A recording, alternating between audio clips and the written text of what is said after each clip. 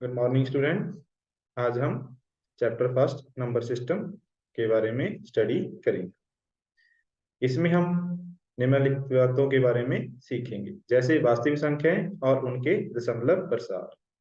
दशमलव प्रसार को p बटा के रूप में बदलना, वास्तविक संख्याओं के लिए घातांकों के नियमों के बारे में स्टडी करना। वास्तविक संख्याएं और उनके दशमलव प्रसार। इसमें हमारे पास प्रमेय संख्याएं और अप्रमेय संख्या आ जाएंगे और उनके दशमलव प्रसार के बारे में। जैसे प्रमेय संख्या के दशमलव प्रसार आपके पास 7 दशमलव वो होंगे जैसे 3.5, 2.8, मतलब जो आपके पास टर्मिनेट हो जाए। और अप्रमेय संख्या में आपके पास अशांत अनावर्ती, जैसे 0.1232, आपके पास 3, 4, 5, 6, 5, 4, मतलब जो नॉन टर्मिनेटिंग है और नॉन रिपीटिंग है।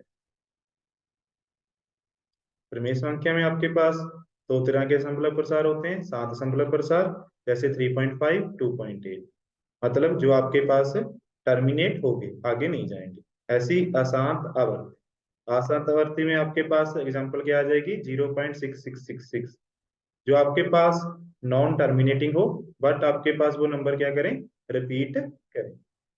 इसी तरह 2.12121212, यहाँ पे जे 1212 आपके पास क्या हो रही है, रिपीटेशन हो रही है, बट ये संख्या कौन सी है आपके पास, नॉन टर्मिनेटिंग। इसको बोलते हैं अशांत आवर्ती।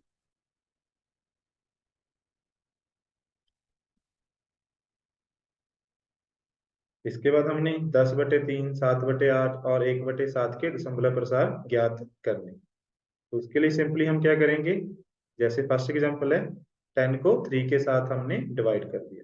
डिवाइड करने के हमारे पास कोशिएंट क्या आया, 3.3333, अप टू जे रिपीट होता जाएगा। और उसमें जो रिमाइंडर है आपके पास हर बार कितना आ रहा है, 1 1 1 1 1 आ रहा है। इसका आपके पास बाजे क्या है, 3।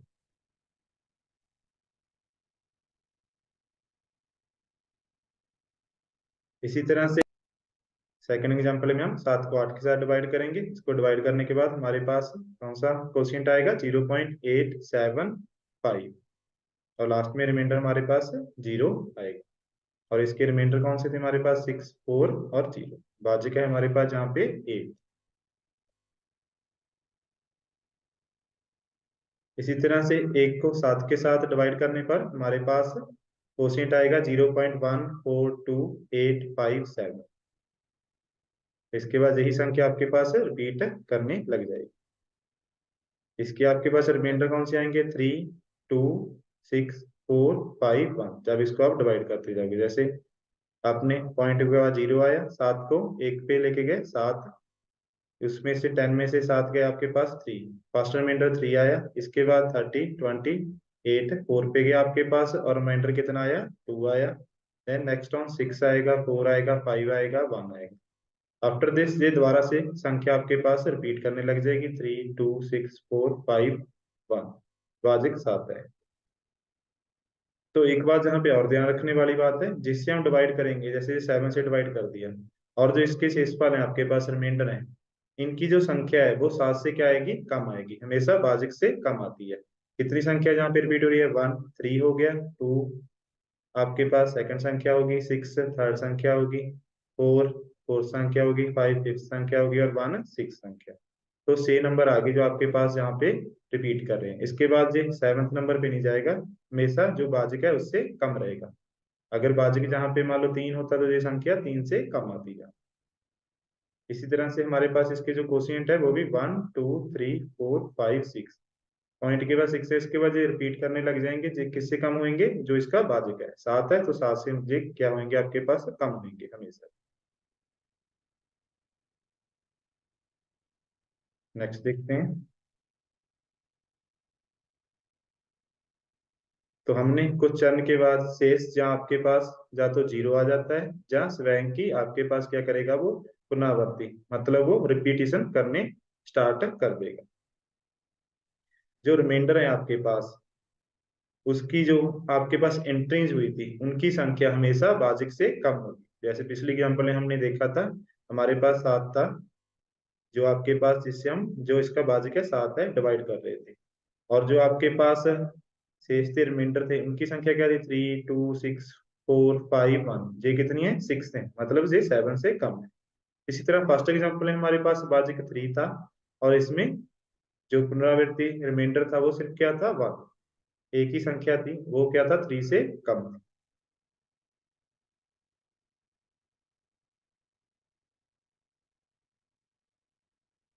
यदि आपके पास रिमाइंडर है, उनकी रिपीटिशन होती है, तो जो भागफल है आपके पास, कोशिएंट है, में अंकों का एक पुनरावृत्ति खंड प्राप्त होगा, मतलब उसमें भी आपके पास रिपीटेशन स्टार्ट होएगी। जैसे 1/3 है, उसको 3 से डिवाइड करने पे हमारे पास जो कोशिएंट आ रहा था वो क्या आ रहा था? हर बार मान लो 0.333333 रिपीट हो रहा है। इसी तरह वर्ग को 7 से डिवाइड करने के बाद हमारे पास जो कोशिएंट आया था वो क्या आया था? 0.142857। इसके बाद ये दोबारा से फिर रिपीट करना स्टार्ट कर देगा। तो हम जहां से देखेंगे पी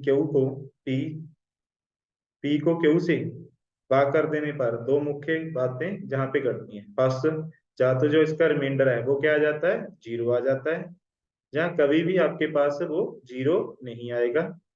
तो हम क्या करेंगे? जो इसमें शेष फलों की एक पुनरावृत्ति, मतलब उनकी रिपीटिशन स्टार्ट हो जाती है।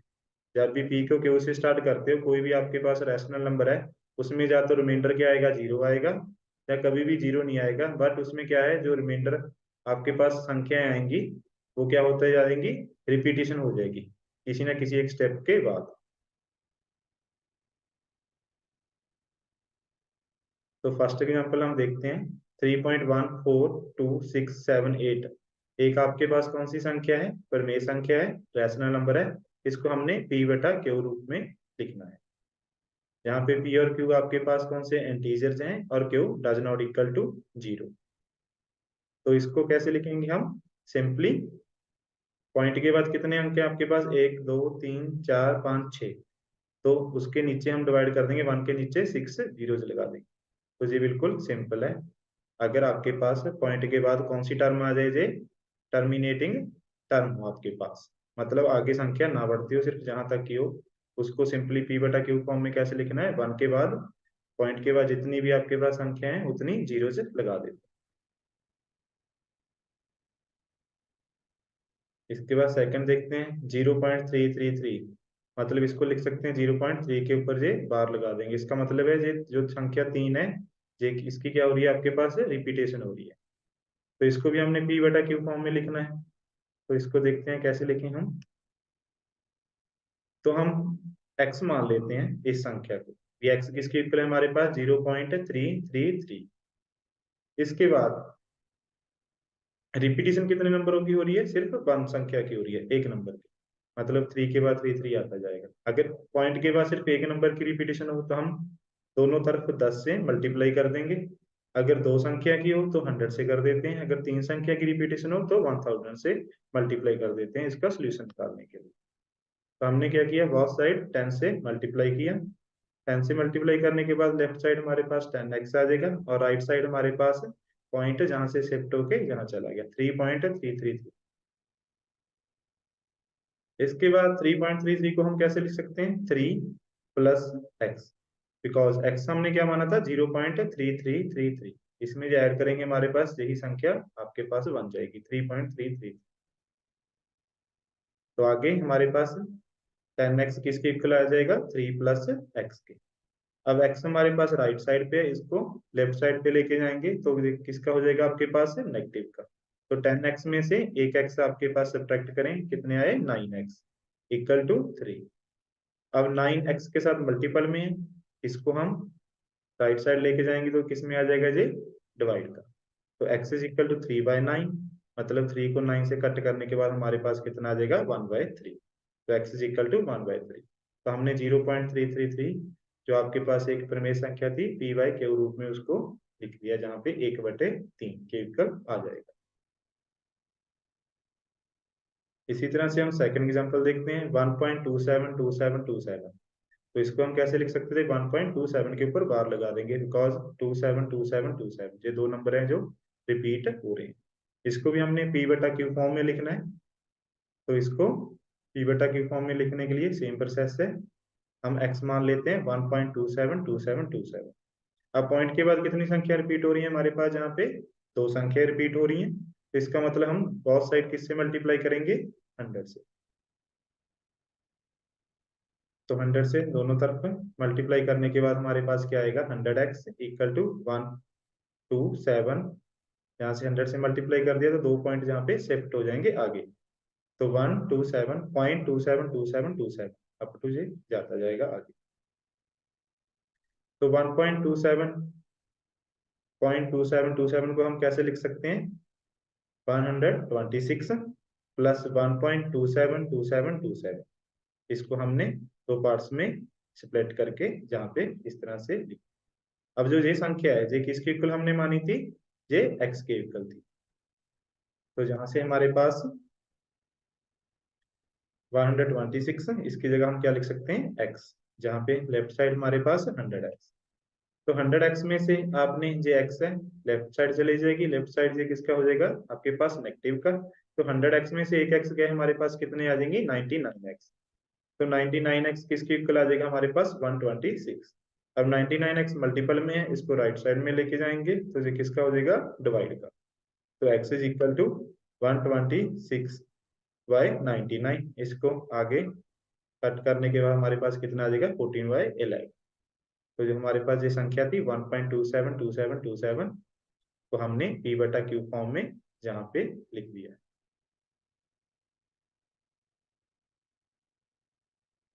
अब हमने देखना है 1/7 और 2/7 के बीच में एक अपरिमेय संख्या ज्ञात करना। सबसे पहले हम इसको क्या करेंगे, इसके दशमलव प्रसार में इनको लिख देंगे। तो 1 को 7 से डिवाइड करने के बाद हमारे पास क्या आएगा 0.142857 और उसके ऊपर बार लगा दी, मतलब ये नंबर संख्या आपके पास रिपीट करना स्टार्ट कर दे। ऐसे ही 2 को 7 से डिवाइड करने के बाद हमारे पास 285714 और इसके बाद यही संख्या रिपीट करेंगे। तो ये संख्या हमने पहले भी देखा था, जिससे भाज्य क्या इसका 7 है, और जो ये संख्या है पॉइंट के बाद इनकी गिनती 7 से ज्यादा नहीं होगी। 1 2 3 4 5 6, तो ये कितनी संख्या है 6 है, मतलब 7 से कम रहेंगी। 3 भी हो सकती थी, 4 भी, 5 भी, बट 7 से कभी भी ये ज्यादा नहीं हो सकती। तो इनके हमने दशमलव प्रसार में इनको कन्वर्ट किया। अब इनके बिटवीन हमने कोई भी जो संख्या है प्रमेय संख्या कितनी है, इनफाइनाइट मैनी अप्रमेय संख्या जहाँ पे इसके बिटवीन हो सकती है उसको हम लिख सकते हैं। तो कोई भी एक संख्या हम इसके बिटवीन ढूंढ लेते हैं, 0.150150101500015000 ऐसे और भी कई संख्या हम लिख सकते हैं।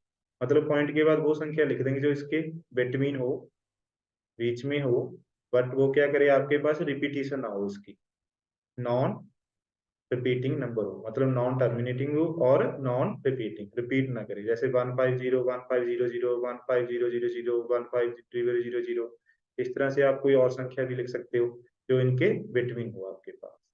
तो हम ऐसे काफी अप्रमेय संख्याएं ज्ञात कर सकते हैं। जांच कीजिए 7√5 7/√5 √2+21 5 - 2 अप्रमेय संख्या है या नहीं। तो इसको देखते हैं हम। √5 को हम लिख सकते हैं 2.235 इसको सॉल्व करने के बाद। इसी तरह √2 को 1.412142 और पाई 1.35415 अप टू जे ऐसे आगे तक चलती जाएंगी, नॉन टर्मिनेटिंग और नॉन रिपीटिंग नंबर। 7 से मल्टीप्लाई करने के बाद हमारे पास एक इसकी इक्वल आ जाएगी 15.652 अप टू जे आगे तक जाती जाएंगी ऐसे ही। सेकंड है हमारे पास जो एग्जांपल है 7/√5, इसको रैशनलाइजेशन कर दिया, √5 को ऊपर और नीचे मल्टीप्लाई कर दिया हमने। तो √5 से √5 कट करने के बाद हमारे पास जहाँ पे 7 √5 5 को 5 √5 से मल्टीप्लाई करेंगे 5 आ गया। 7 √5 की वैल्यू हमने जहाँ पे फाइंड की थी 15.652 और 5 से इसको डिवाइड करने के बाद हमारे पास क्या आएगी 3.1304 अप टू जे जाती जाएगी आगे। तो जहां से हमें एक बात और पता चलती है, अगर आपके पास एक तो रैशनल नंबर हो, एक इररेशनल नंबर हो, उनको चाहे मल्टीप्लाई करो, डिवाइड करो, प्लस करो, माइनस करो, तो हमेशा कौन सी संख्या आती है आपके पास? एक अपरिमेय संख्या आती है। दोबारा से देखते हैं इसमें। मान लो एक तो आपके पास कोई भी परिमेय संख्या है, रैशनल नंबर है, और एक अपरिमेय संख्या है, इरैशनल नंबर है। उन दोनों को आप मल्टीप्लाई कर सकते हो, डिवाइड करो, प्लस करो या माइनस करो, सब्ट्रैक्ट करो, तो हमेशा ही आपके पास जो इसका रिजल्ट आएगा हमेशा क्या आएगा? अपरिमेय संख्या। इसी तरह जैसे √2 + 21 को ऐड किया, आपके पास 22.4142 अप टू ये रिपीट हो रही है, एक अपरिमेय संख्या आ रही है।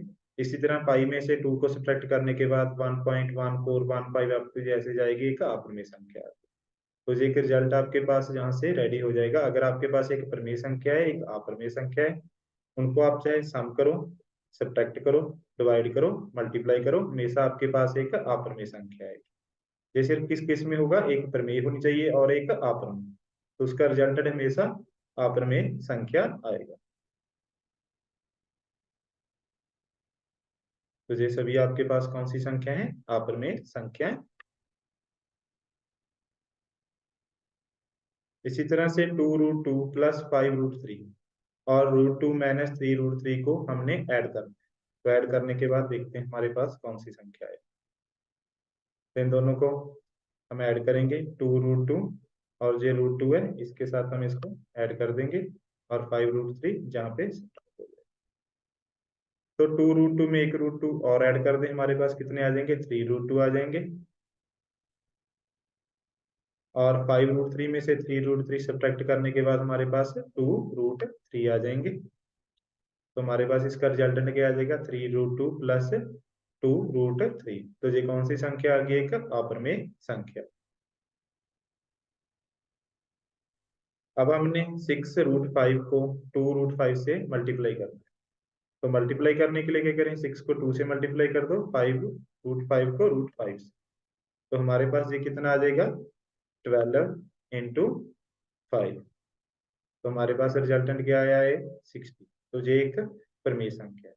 इसका मतलब अगर दो अप्रमेय संख्या हो, उनको ऐड, सब्ट्रैक्ट, डिवाइड या मल्टीप्लाई करने पर ये जरूरी नहीं जो रिजल्टेंट आएगा वो कौन सी संख्या आएगी? एक अप्रमेय। वो प्रमेय भी हो सकती है और अप्रमेय भी हो सकती है। बट जो फर्स्ट स्टेप था जिसमें एक प्रमेय संख्या थी, एक अप्रमेय संख्या थी, उनका सम, सब्ट्रैक्ट, डिवाइड या मल्टीप्लाई करने के बाद हमेशा हमारे पास एक अप्रमेय संख्या आती है। √8 √15 को 2√3 से भाग दीजिए। डिवाइड करने पर हम देखते हैं इसमें संख्या किस टाइप की आएगी। 8√3 इंटू 5, 15 को हम लिख सकते हैं 3 × 5। 2√3 से डिवाइड करेंगे, √3 से √3 आपके पास ये कट हो जाएगा, तो आपके पास क्या आया? 4√5। तो ये एक अप्रमेय संख्या आई। तो इसी तरह से अगर दो प्रमेय अप्रमेय संख्या हो, तो जरूरी नहीं जो उसका रिजल्टेंट आएगा वो अप्रमेय आए, प्रमेय भी आ सकता है और अप्रमेय। अब इनको हमने सिंप्लीफाई करना है दो इक्वेशन में। पहले मल्टीप्लाई करना है हमने 5√7 को 2 + √5 के साथ। तो इसको 5 को 2 से मल्टीप्लाई करने के बाद 10 आया, 5 को √5 से मल्टीप्लाई करने के बाद 5√5 आया। इसी तरह 2 को √7 से मल्टीप्लाई करने के बाद 2√7 आया। √7 को √5 से मल्टीप्लाई करने के बाद √35 आया। तो ये रिजल्टेंट हो गया। अब सेकंड क्वेश्चन, जहाँ पे हम एक आइडेंटिटी लगाएंगे, 5 + √5, 5 - √5। इसका मतलब a + b और a - b, इसकी आइडेंटिटी हमारे पास क्या आएगी? a² - b²। तो a की जगह जहाँ 5 है, 5 का स्क्वायर, माइनस b की जगह √5 है, √5 का स्क्वायर। तो 5 का स्क्वायर 25 और √5 का स्क्वायर 5। तो 25 में से 5 को सब्ट्रैक्ट करें, हमारे पास कितना आएगा? 20। अब इनको हमने सिंप्लीफाई करना है। फर्स्ट क्वेश्चन है √3 + √7 का स्क्वायर। इसकी आइडेंटिटी ओपन करेंगे, a² + 2ab + b²। तो एक ही जगह √3 है, √3 का स्क्वायर 3 आ जाएगा। इसके बाद 2ab + √7, b की जगह हमारे पास √7 है, √7 का स्क्वायर आपके पास 7 आ गया। तो √3 का स्क्वायर 3 आ गया। तो सॉल्व करने के बाद हमारे पास क्या आया जी 10 + 2 √21। सेकंड है आपके पास, इसमें भी सेम आइडेंटिटी आपके पास a - b a + b। इसकी आइडेंटिटी हमारे पास क्या आएगी a² - b²। तो √11 का स्क्वायर माइनस √7 का स्क्वायर, √11 का स्क्वायर 11 माइनस √7 का स्क्वायर 7। 11 में से 7 गए, हमारे पास आंसर क्या आएगा जहाँ पे 4। Thank you.